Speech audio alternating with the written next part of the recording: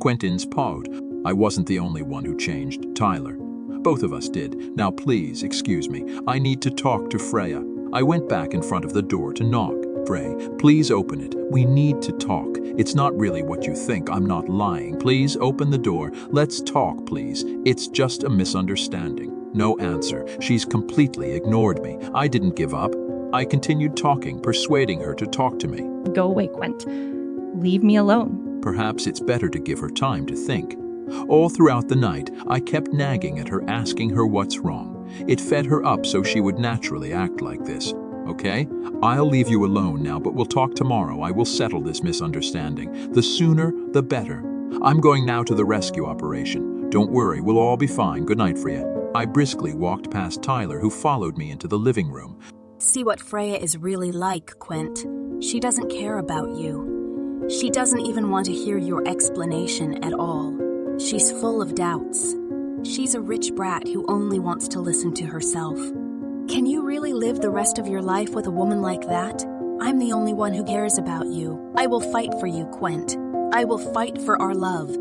Snapping, I faced her and breathed hard. Tyler, please go back and rest. I need to go now. But, Quent. Please, I don't have the energy to do this anymore. We'll talk this out. I need to go. I didn't wait for her answer.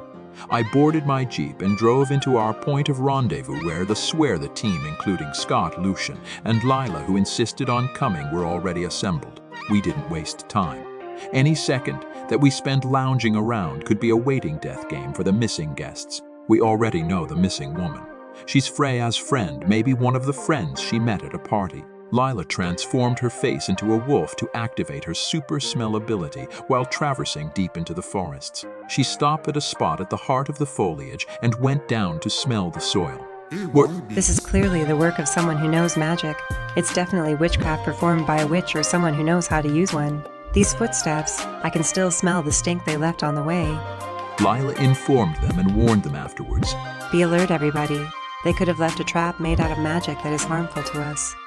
All of us were cautious as we tread the forest floors.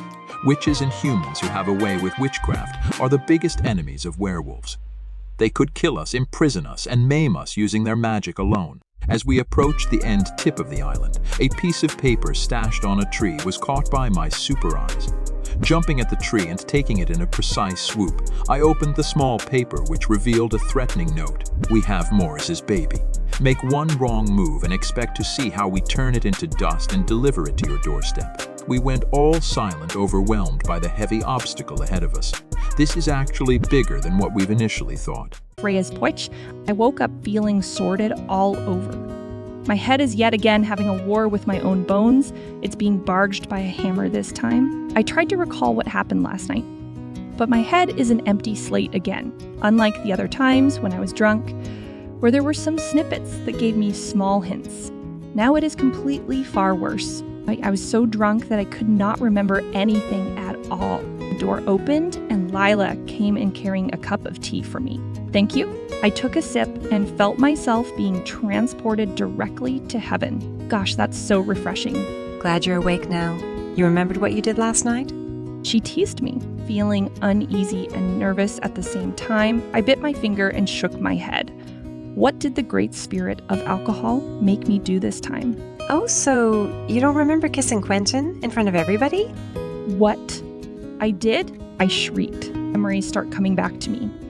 The jealousy when I saw Quentin and Tyler together, the kiss and the bathing at the lake, everything flooded my brain. A last memory left a bitter taste in my mouth. Quentin lied to me because she met up with Tyler after he promised me he wouldn't. The guests, have they found them already? No, unfortunately not yet. Upset because of what happened, I decided to divert my mind. Then I joined the mission. Lyra, I'll help. No, you won't. Quentin, who just came in the door carrying a tray with food, strongly disapproved. You won't be joining us, Freya. It's too dangerous. There's magic involved in this. I can't risk your safety. With a raised head, I confidently faced him with a stubborn heart. I will. And just like you, I can also take care of myself. No need to treat me like a liability. I have my wolf in me. I can also shapeshift, and I have enough knowledge about witchcraft. There's no reason not to let me help. There is, he claimed after setting the tray down on the table. Your safety is my topmost priority. I can't let you go there. It's too risky. No one knows what lies in there. Please, Freya, leave it to us. Stay here where you're safe. No, I won't just stay here and wait for the news. I've made up my mind, Quentin. I'll go with the team. I'll help find those missing guests and rescue the kidnapped baby. I can do it, and no one should say otherwise. But Freya, I looked him dead in the eyes. No buts, Quentin. I'll go whether you like it or not. Nothing you say or do will make me change my mind.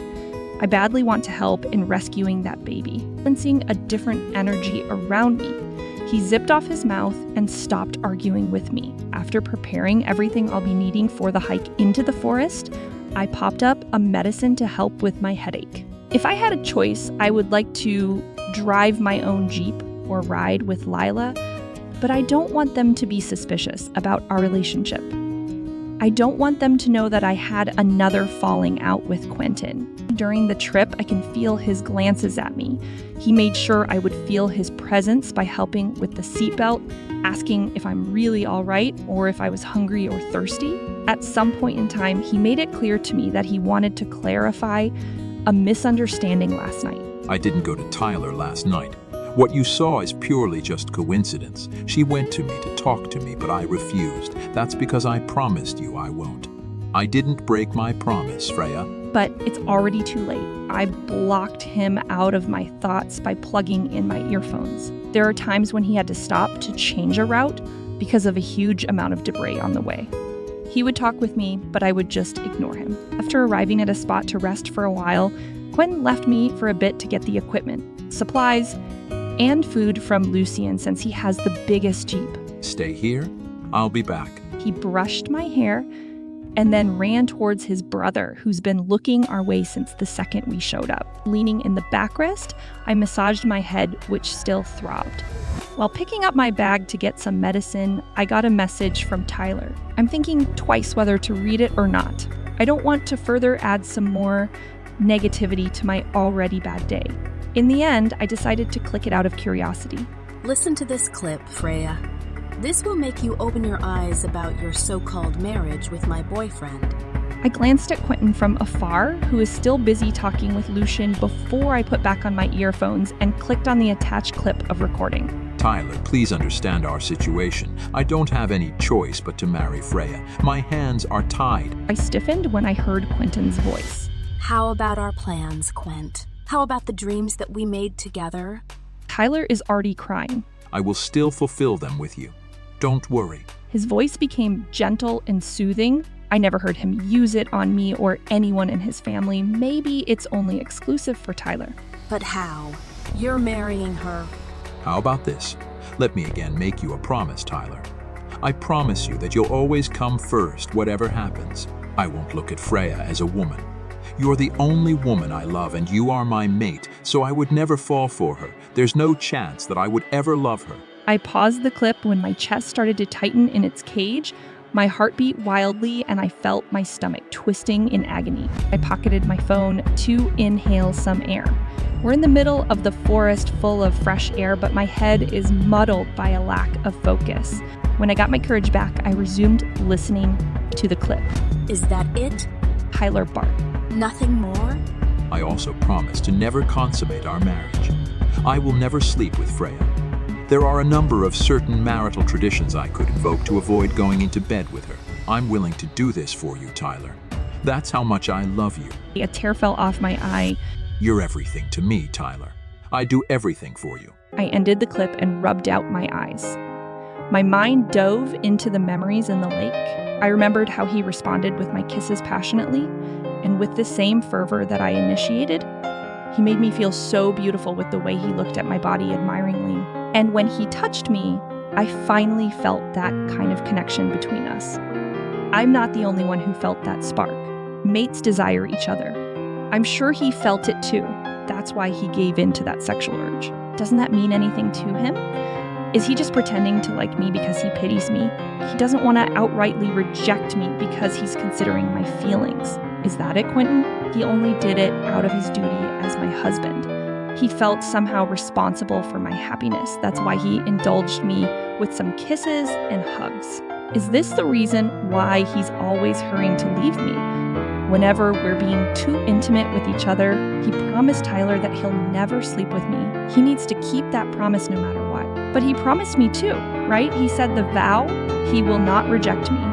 He also promised me that he will not go to Tyler, but he did it anyway. But why would I be surprised? His promise to me meant nothing. It was just purely words, with no intensive meaning behind it. Why didn't it occur to me yesterday that promise he made with Tyler always comes first, just like his love for her at our wedding? I promised myself that I would fight for this marriage. But how can I fight for a war that's already ended? Our relationship, this marriage, whatever it is over before it even begins. As he walked to me, smiling while carrying the food for me, his voice recording kept ringing on my head. This just killed all of my hope for a relationship to blossom between us.